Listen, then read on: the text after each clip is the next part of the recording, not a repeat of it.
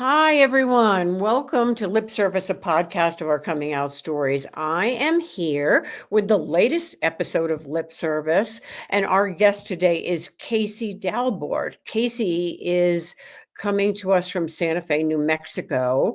And Casey, I'm so excited that you're joining, and you are really motivated, I think, because, well, I'll let you share that. Share why you're motivated to share your coming out story today.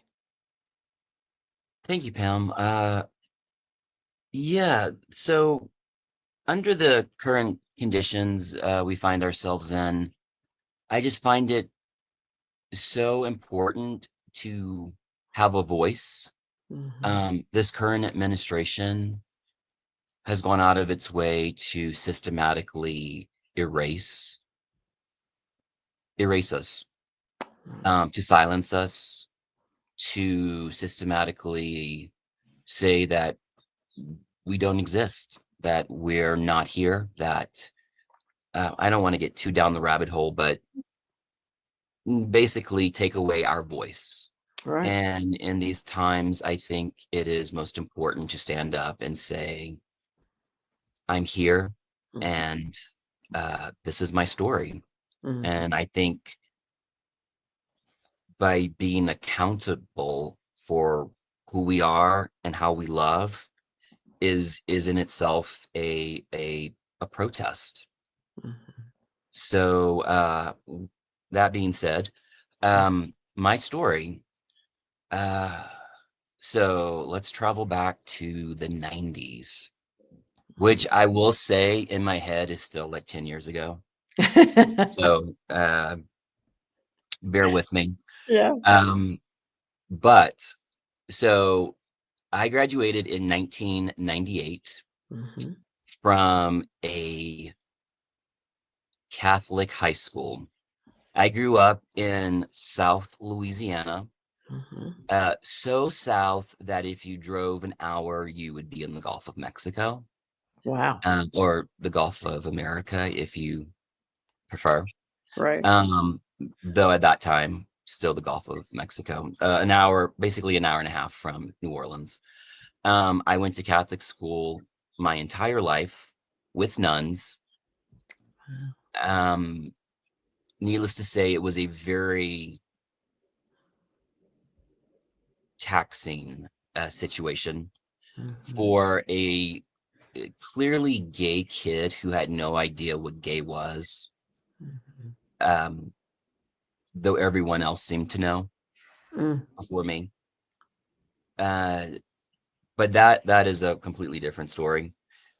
The actual coming out part, I was in college. It was probably my first semester. I had decided to go to college in northern Louisiana to the university, the Louisiana Tech University, which was 4 hours north of where I grew up.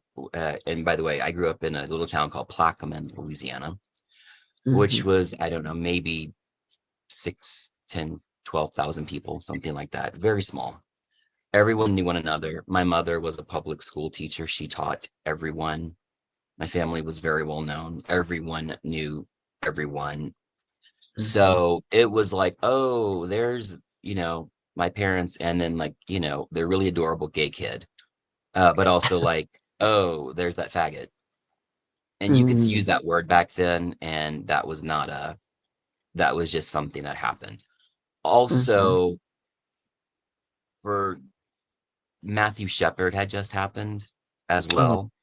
Right. And for those of you who do not know, that was also a really tragic incident where a young man was brutally murdered by a group of straight men, who then pled that they were afraid of him because he was gay, and the judge let them off. Period. So it was a very scary time to be out. Period. It wasn't even, there was, we were coming off of the AIDS crisis. There was homophobia. It was a very tense time. I had internalized homophobia before I even knew what it was. Mm. Um, at when I graduated high school, I think I weighed 108 pounds, and I was uh, 5'8". Oh, wow. Hmm. Uh, a lot of internal issues that I had no idea what they were until I could name it.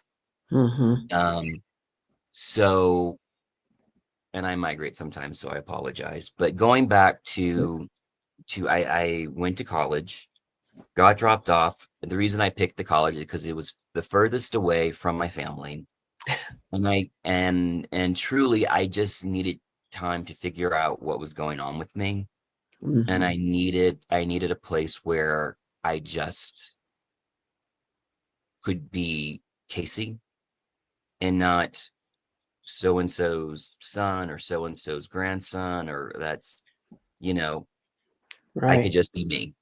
And met people and sort of started to learn things and started to figure things out. However, I did get a phone call about 3 weeks in from my parents telling me that I was expected to do Rush Mm. because I had a few cousins who were at college, who were in college at the same college before me, and they were legacies at certain frats. Mhm. And it was expected of me to at least, even though I didn't want to, it was expected of me to go through Rush Week. Mhm. Um, and I was not happy about that. And it was like, I'm not doing it, I'm not doing it. And it was sort of this bargaining thing. And finally I caved and I went. And I went to all of them, and it's just a lot of testosterone and a lot of like, teen boys and young men, and from 18 to like 20 something, Mm. and they're all just, it's so like, who can be the most man, like who's a man, who's a dog, and who's like a, and I was just, the whole time it was so uncomfortable. And I met like Wow. one other guy, and we were kind of like talking, and like not it just in like a friendly, like I made a friend. Mhm. And and long story short, I did not get picked for any, and I didn't think I was, because I really wasn't trying. But then word got back, because not only was a huge thing because Casey was a legacy and he didn't get picked, and why didn't he get picked? And it went to like my cousin, who went to my godmother, who went to my mother, who then told my dad, and they sat me, like I had gone home for the weekend, and they sat me down and they were like, well, this is why you didn't get picked. And the term they used was, the reason you didn't get picked was because the guy you were hanging out with, they thought was too faggy. Oh. And that Mhm. sat in my stomach, and and so they thought nothing of it, because that was just not me, but that was what they said this other guy was. Right. And it sat in my stomach, and it was turning, it was turning, and it was turning. And I remember, because we were at dinner, and I was so nauseous all throughout dinner. Mm. And we went back home, and I remember my mother was in her room, like their room, and my parents' room, and she was like folding laundry. This was a Saturday night. She was folding some laundry. My dad was in the living room, and he was watching football. And um I walked I remember I walked into my mom's room, and I shut the door, and I never, like, we never shut doors in our house. Like, we were always just like, and I shut the door, and I sat down, and I was like, Mom, I have something to tell you.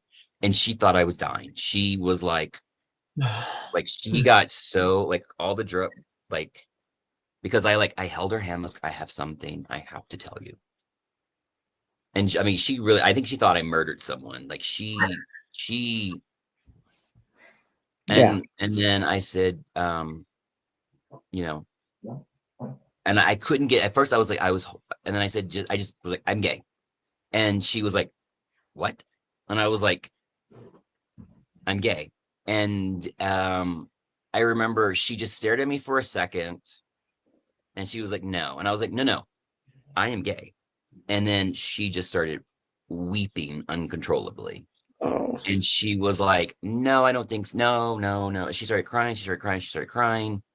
And then I was like, no, it's like, really? You don't kind of know, like, and so then so I was like, it's fine. It's like, it's still me. It's still me. Like and then Mm, she's like, I remember she was crying and it was breaking my heart because she was crying, right. and then there's that whole thing of like, even though I was so close to my parents, there was that dread of like, what's going to happen to me if they don't accept me? What's going to happen to me if they want me to leave? What's going to happen if there's all these ifs, right? Even though like they always told me unconditionally, you are my child no matter what, which is kind of why I always thought she knew something, because it was always a matter of like, there was always a point of saying, no matter what, I Mm, love you, no matter what, no matter what.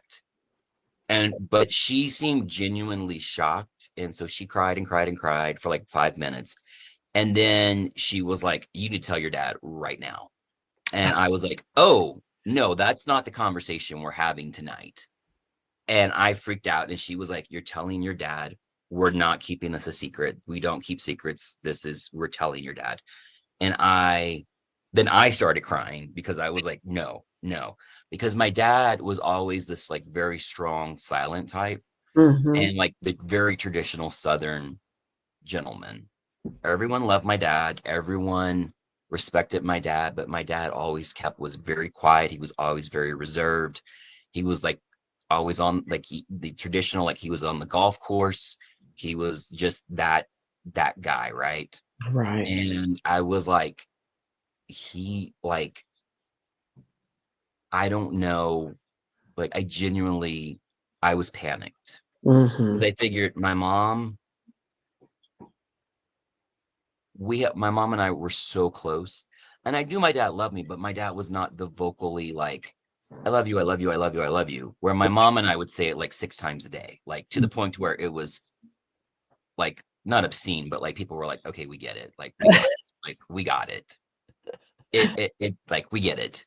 It's like mommy dearest, we get it. We got it. Um, so I remember I sat on the bed, my mom went and got my dad, and then so my dad was like really panicked, and my dad was like, what's going on? And my mom's like, tell him. And I'm like, no. And she's like, tell him. And I'm like, no. And she's like, tell him. And my dad's like, what? And finally she's like, he's gay. And I'm like, I'm gay. And my dad's like, we know. And we were like, what? And I'm like, my dad's like, yeah, of course we know. And my mom's like, no, we didn't. My dad's like, we knew. And she's like, no, we didn't. And my dad's like, yeah, no, it's obvious. And my mom's like, no, it's not. Stop saying that. And so it was sort of like this, you know, kind of really funny moment where he was like, yeah, what, like, Right. obviously, yes, Uh, yes, uh, uh, yes. And so there was this really, and so I remember my dad, I don't know if you could, it was it was so, what he said afterwards was that, and I remember because it was so touching where I was in such, because I was crying and he hugged me, and oh. it was this like long embracing hug. And he just said, I'm scared for you Mm, because people are cruel and I cannot protect you from them.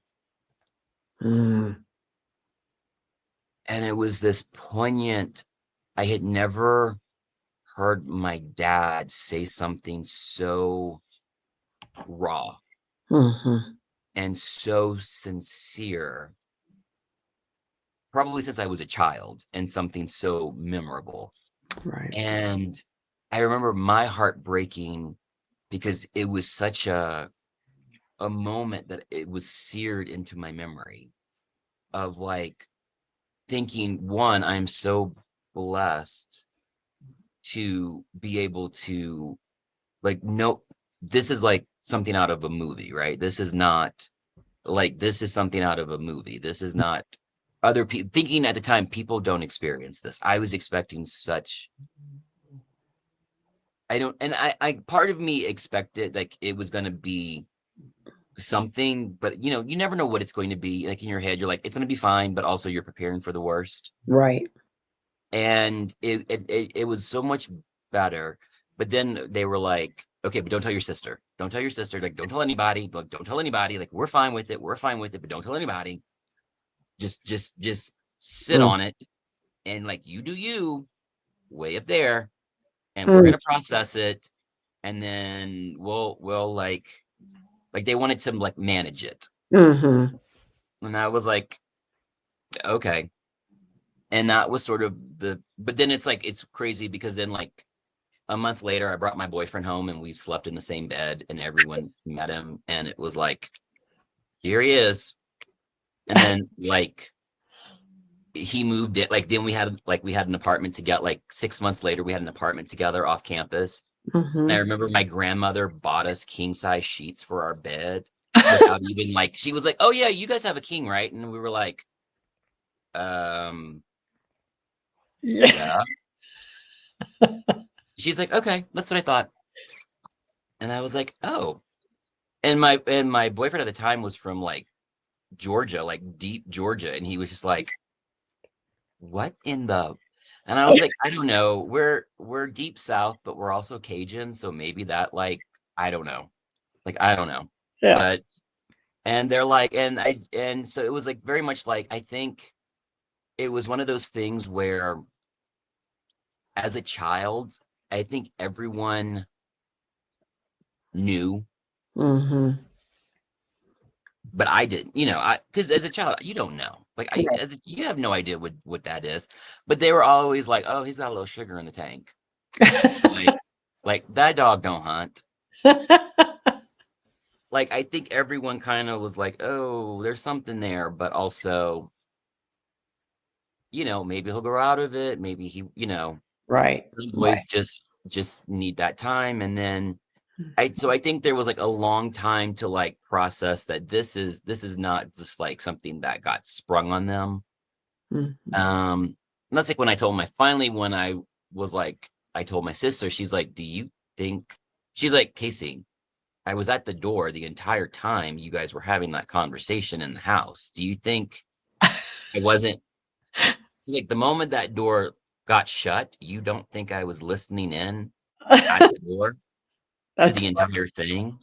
And I was like, well, I assume you would, but like they were very like, oh, we have to protect your sister. She's in high school and mm. she's in an all girls school with nuns and she doesn't understand that stuff. And I was like, yeah, go check your vodka bottles and then tell me what she doesn't understand. Yeah. Right. Yeah. Sometimes parents think children are naive, kids are naive, and right, they are Yeah. well versed. Yeah. Mhm. So it was ultimately it was a very it was a very you know, it was like a movie really. I mean it was a but I mean looking back on it so Mhm. fondly, Mhm. it was sort of like a movie. It played out like a movie.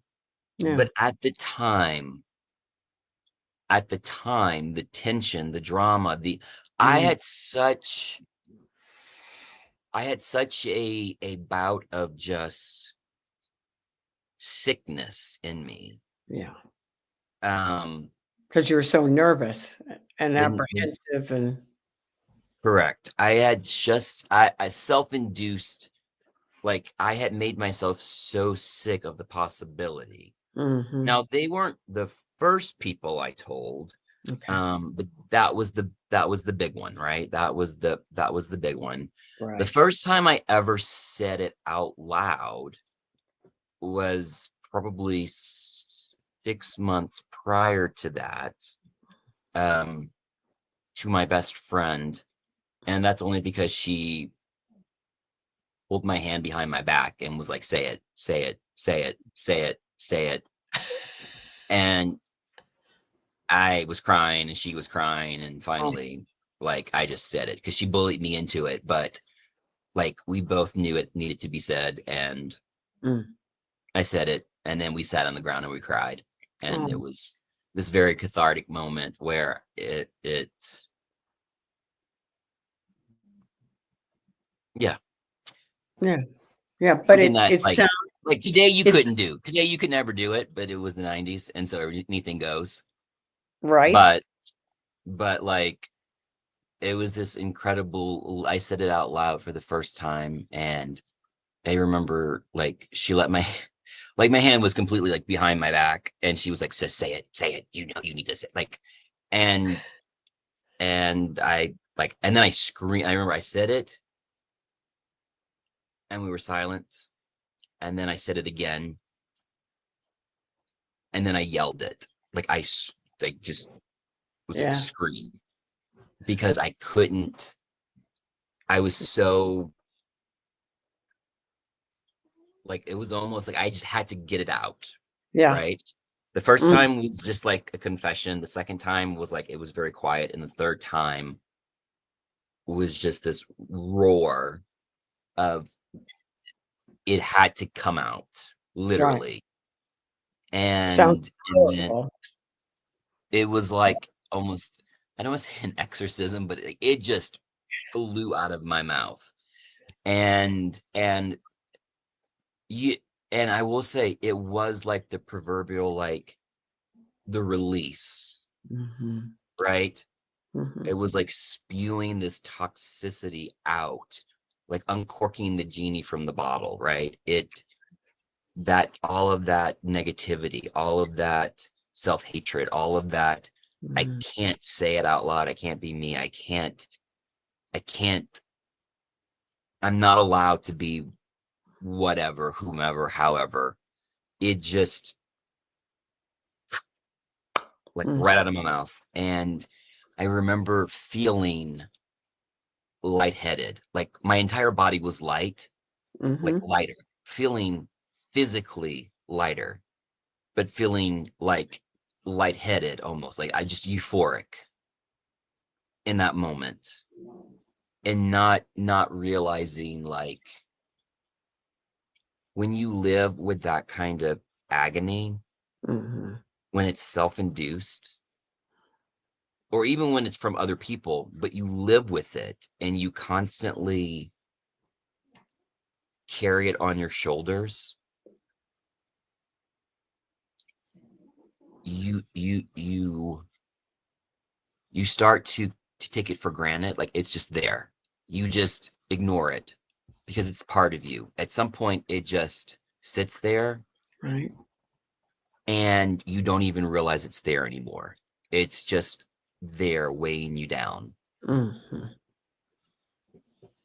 And it's sort of like when people have, you talk about when people have like chronic pain, and you just, at some point, you just don't even realize it's there anymore. It's just part of your daily life. Hmm. And then, they have a surgery and they're like, "Oh my God, I didn't realize how much pain I was actually in until, I had my hip fixed, or I had my knee replaced," and then they have this whole new outlook on life because they're living at their best life. Hmm. And it was sort of that moment when I said that, where I remember my stomach for the first time, and I think like 8 years, unclenched.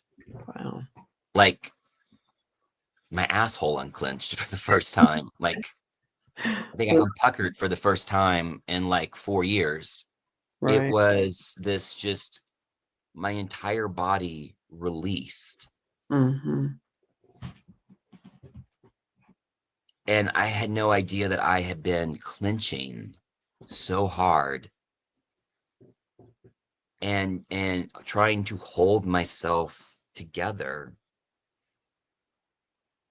to try to hit an expectation that I thought other people needed from me. Yeah. Mhm. And the truth is, looking back, fuck them. Fuck, who cares? Fuck them. Mhm. But at the time, I was so desperate to try to make, and I don't even know if it was to make people like me. It was just my goal was to be invisible, really. Mm. And that was horrible. That's a horrible thing to want to be. Right. And that's why I'm here today. Like, we're not invisible. We're not invisible. Mm. But at that moment in time, my entire existence was to be invisible so that because I felt so shameful Wow. Yeah. and you know and then I said it, and then it was sort of like, you know what, this is me. This is Once I said it and once it was out there, it was sort of like, okay, it's not it's not something to be afraid of. It's not something to, it's not Mm. this big bad shadowy figure. It's not this big, you know, it's me. I didn't just because I said it out loud, I didn't change. I'm still me. I've always been me. Mhm. But it was sort of like this road to acceptance. It wasn't like it happened overnight. And part of it is like it's not like there was this huge, light from above and I got like my diploma or something, like my big gay diploma. But it was sort of just like this general acceptance of like I can be me. I can learn to be okay with me. Mhm. Right. Wow. And that's a powerful feeling. That's a very And powerful feeling. it is extremely powerful. Mhm. And it's something that people try to take away from you when they want you to feel less than, Mhm. when they want to marginalize you, when they want you to be submissive. They want to take away your power. They want to take away the you. They want you to feel uncomfortable with you so that you feel like you are constantly self-doubt. Right. Um, so yeah, so with a lot of therapy and a assortment of medication cocktails, I am finally in a very good mental, you know, Mhm. now, I'm in my 40s and I'm in a great place, and Mm. I'm just so happy to be here and to just, it's like I don't know. It's just such a wonderful, I think it does get better, but I also think it doesn't always get better for everyone, Mm. and we have to remind ourselves to be mindful of those around us Right. because it can always get better as long as we look out for those around us in our community, Mhm. and also look out for ourselves as well. Be mindful of ourselves. And I think it's not just one part of ourselves, but it's like our entire being. And it's doing those daily check-ins and those daily affirmations, or those daily, just touching base with yourself and saying, am I okay today? Like, am I okay? Mhm. Right. Um, I think for me at least, it's a lot of like, how am I doing? Am I okay? What do I need? And it's not selfish to say that. It's not Yeah. selfish. It's just self-care. Right. Absolutely. Yeah. Casey, do you think your Catholic school upbringing in that environment affected how you felt about yourself? Oh, extremely, Mm, extremely. When you grow up hearing um people constantly talk about damnation mhm, and guilt. I joke, but Catholic guilt is a thing. it's a big thing. Uh, it's a big thing. To this day, I feel guilt over like the level of guilt I feel over things that are not that's my therapist probably has a guest house. Oh, um, he probably bought a boat over the amount of times we've had this conversation. Um, it it's yeah, it's ingrained in you, and it's something that again, it's those check-ins, right? Mhm, Um, it's sometimes I call it naming that feeling, like naming that emotion. And if it's guilt, it's like trying to identify, why am I guilty? Why do I feel guilty? What is the actual reason that you feel guilty for? And mhm, if it's just guilt for guilt's sake, well, okay, that doesn't make any sense. Or if you can rationalize the guilt away, that's sort of like the process I have now of trying to rationalize why what's the guilt about. Um, my grandmother used to always say, don't borrow problems. mhm, mm, And I love that. I love that. And I try to remember it, but it doesn't always stick, but I love that. Don't, just don't bring it upon yourself if you don't have to. But right. yeah, the guilt definitely. I do remember, like, because we had religion, we had our religion class every single day. And that was so, like, I can remember just, it's the wisecracks and it's the bullying and it's the unchecked bullying because again, teachers who turn their, they didn't care. Teachers who turned their backs Mm, to things that were extremely inappropriate. mm, Um, because as far as they were concerned, you know, I had it coming because I was the obviously gay kid who didn't, whether I knew it or not, you know, I mhm, was the gay kid. So, whatever happens, happens. Um, so, things that I hopefully think would not happen today. Um, again, it was the 90s. Things people didn't care. They didn't care. right. Um, Mhm, mm, yeah. mm. I can remember going to a teacher and complaining, and she told me it was my fault and I should pray more. Oh, wow. Okay. And maybe if I prayed, um, I could be more manly and I could take care of it myself. Oh, yeah. So, So you know, they treated you like you deserved to be treated that way. correct, Mm, correct. mm, So, at some point when you feel like you have no allies, yeah. it's sort of that your goal becomes to be invisible. Mhm, You just need to get through it. right. And that no child should have to live through that and go through that. Correct. Um,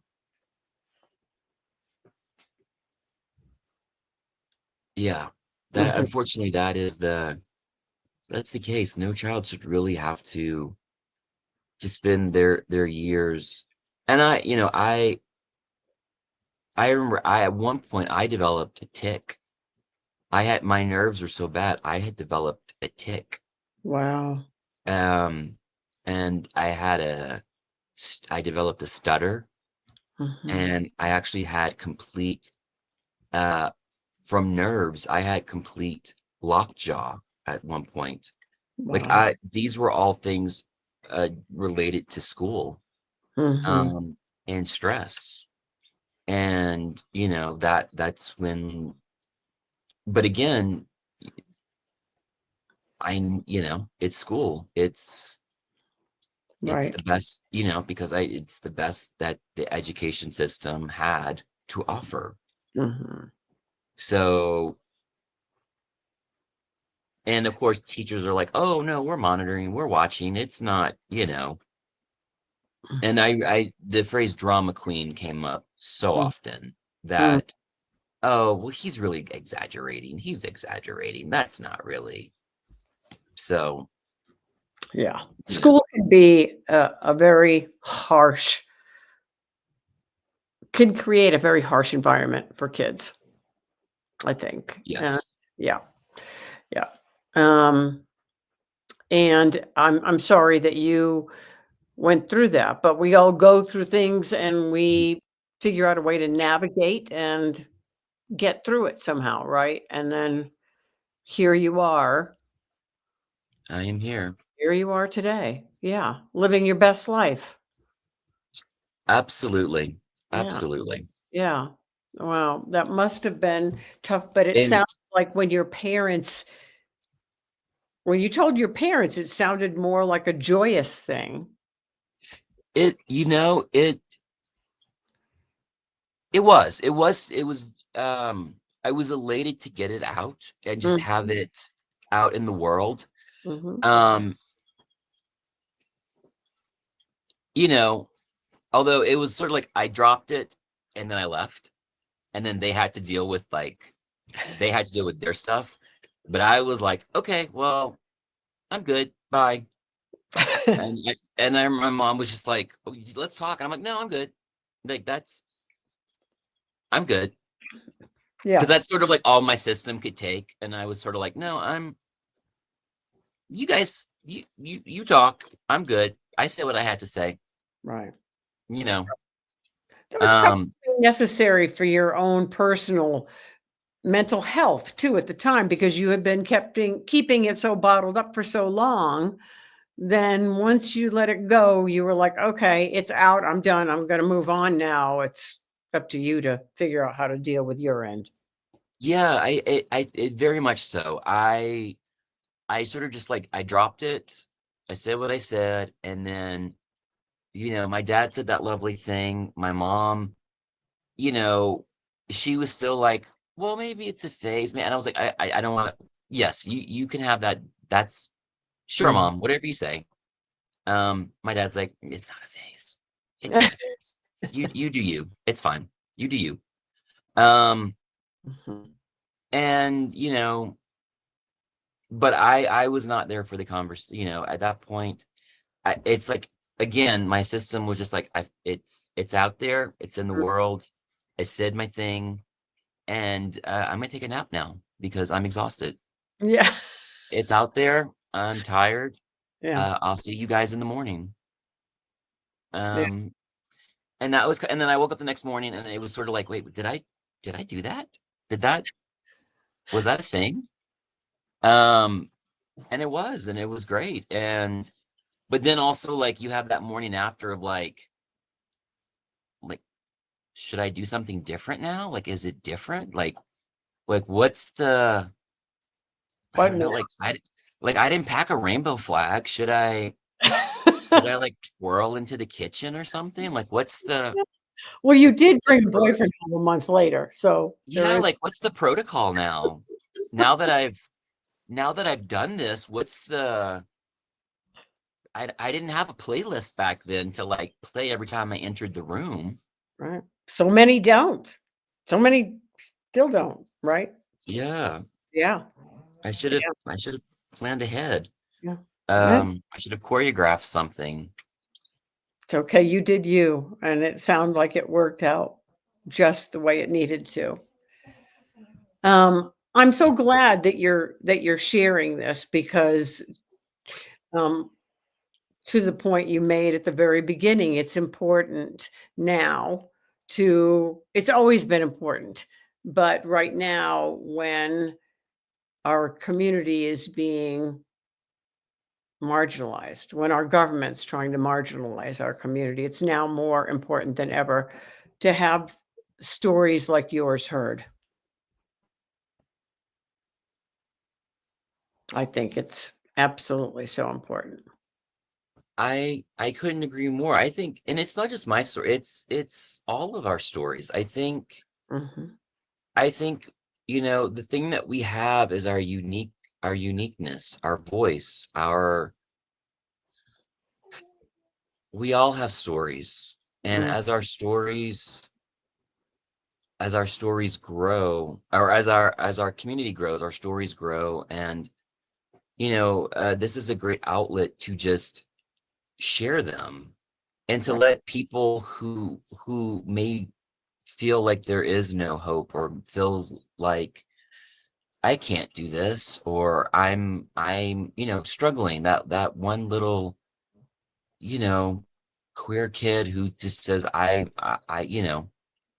maybe they stumble across something like this and they hear this and they go, oh, that goofball can do it, anyone can. you know um and not even like that. I just think sometimes you want to hear something affirming, Right. and sometimes they're hard stories to hear. Mhm. Mine was a very fortunate story. Some stories are not, but Right. I think everyone's story is valid and needs to be shared and heard, because everyone's story is unique, and one story is genuine and valid, and we need to hear them so that they're heard. I mean, I hate to say it, so that they're heard. Mhm. Right. Absolutely. Um, Absolutely. Yeah, you're right. be- because there is a conscious um erasure of our identities Mm, happening. mhm. And I feel like even just doing this is part of it's just standing up and saying, this is not cool.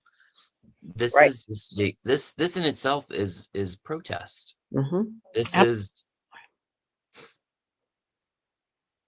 This is standing up, and it's saying, "We're here, we're queer, and we are not going anywhere."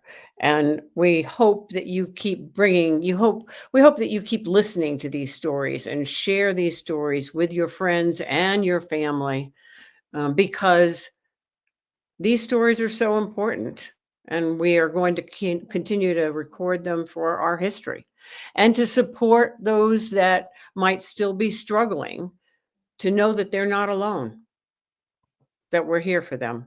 So thank you, Casey, very much for sharing yours today. Thank you for having me. Yeah.